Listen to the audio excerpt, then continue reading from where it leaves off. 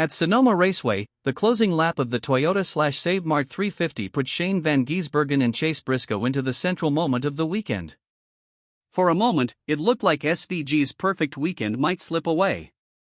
Briscoe was close enough to pressure him, close enough to make every corner uncomfortable, and close enough to make the finish feel completely different from SVG's usual road course domination.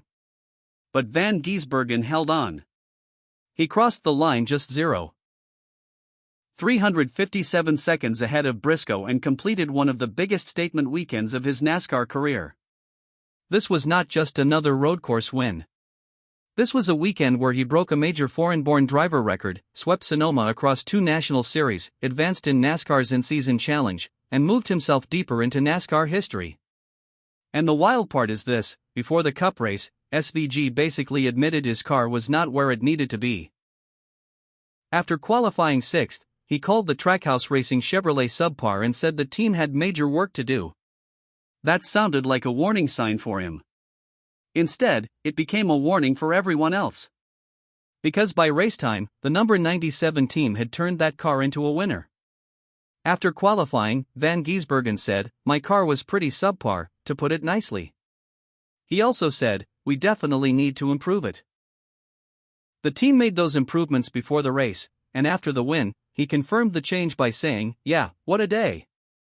We were really bad yesterday, 6th in qualifying, and these guys, the number 97 crew, did an amazing job turning this car into a winner." To understand why this weekend mattered so much, you have to go back to Saturday. In the NASCAR O'Reilly Auto Parts Series race at Sonoma, van Gisbergen started on the pole and controlled almost everything. He led 66 of 79 laps, managed the strategy perfectly, and beat Connor Zilisch by more than a second. That victory gave SVG his 6th career win in NASCAR's second division. That number moved him past Marcos Ambrose as the most successful foreign-born driver in the history of that series. Ambrose recorded 5 wins across 77 starts between 2008 and 2014, with victories connected to Watkins Glen and Montreal in 2011. Van Gisbergen reached 6 wins in only 39 starts. The all-time road course mark in that series still belongs to A.J. Allmendinger, who has 11 NASCAR O'Reilly Auto Parts Series road course wins. After the Saturday win, van Gisbergen explained how the race unfolded. He said, "Pretty amazing day. Right from the start I could feel that the changes of the car were better and was able to manage the gap at the start." He also said, "We flipped both stages trying to keep the track position.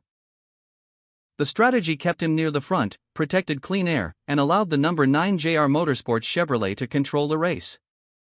Connor Zilisch finished second after having to recover through the field, but the pace and track position of van Gisbergen left the field with limited chances to challenge him before the finish. But Saturday was only the setup. Sunday was the main event. The Toyota/Save Mart 350 opened with Ty Gibbs as the early leader after starting from the pole in the number 54 Joe Gibbs Racing Toyota. Gibbs won Stage 1 and Stage 2, led 30 of the first 55 laps, and finished with 31 laps led. Christopher Bell ran near the front while managing a fractured wrist. Kyle Larson produced a steady race and finished 4th. Connor Zilisch added another major result by finishing 7th and earning his first Cup Series top 10. Through the middle of the race, Chase Briscoe became the main challenger to van Gisbergen.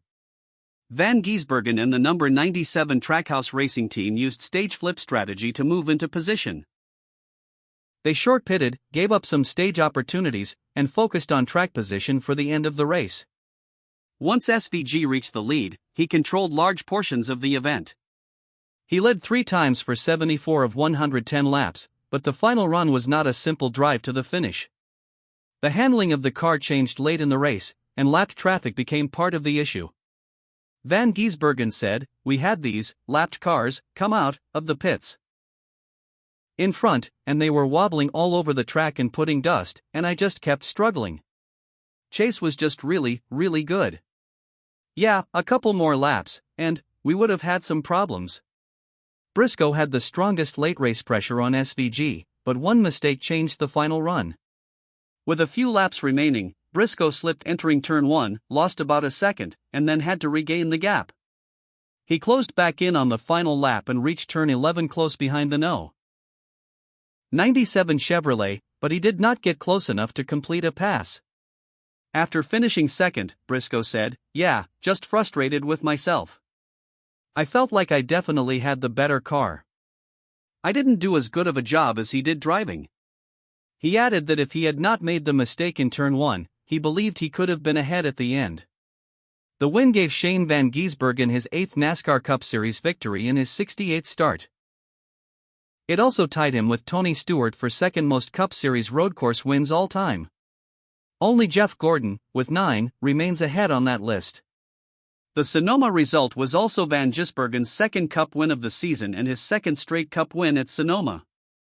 He completed the weekend sweep after winning the NASCAR O'Reilly Auto Parts Series race on Saturday and the Cup Series race on Sunday. Post-race inspection was completed without issue, confirming van Gisbergen as the winner. The in-season challenge added another result to the weekend. Van Gisbergen's opening matchup was against Ryan Preece, a driver he had recent tension with after incidents and gestures in earlier races. Preece finished 8th, which was still a top 10 result. But SVG's win eliminated him from the bracket. Other matchups also changed the bracket immediately. Tyler Reddick had a power steering issue, lost multiple laps, finished 36th, and was eliminated by Alex Bowman, who finished 10th. Ty Gibbs advanced by beating Austin Dillon. Chase Briscoe eliminated A.J. Allmendinger. Michael McDowell defeated Bubba Wallace. Austin Cindric also advanced over Brad Keselowski. The race affected the points picture as well. Denny Hamlin finished 26th after spinning off the bumper of Carson Hocevar on lap 64, but he still left Sonoma with the series points lead by 1 point over Tyler Reddick. Christopher Bell finished 5th despite racing with a fractured wrist, after saying before the event, "I feel I'm not getting out of this one." Ty Gibbs finished 3rd after sweeping both stages, which showed the speed of Joe Gibbs Racing, even though the team did not win the race. Ryan Blaney, Connor Zilisch, Ryan Preece, Michael McDowell, and Alex Bowman completed the rest of the top 10 behind the leading group. For van Gisbergen, the Sonoma result also answered the previous week's frustration at Naval Base Coronado in San Diego, where he was eliminated in a multi-car wreck 32 laps into the race. He said after Sonoma, "I was back to normal by the weekend, but, yeah, I was certainly pissed at the start of the week." He added, "This really makes up for it, sharing it with these guys. They went through it at the start of the week. Pretty special to win." Entering Sonoma, he needed points momentum and a stronger playoff position. By the end of the weekend, he had a record in the second division, a cup win, an in-season challenge advancement, and another road course milestone. Fan reaction on X centered on the same numbers. Common labels attached to van Gisbergen included Road King, GOAT, and King of the Road Courses.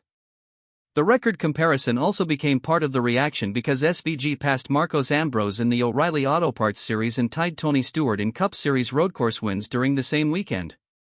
The next historical target is clear: Jeff Gordon's 9 Cup road course wins.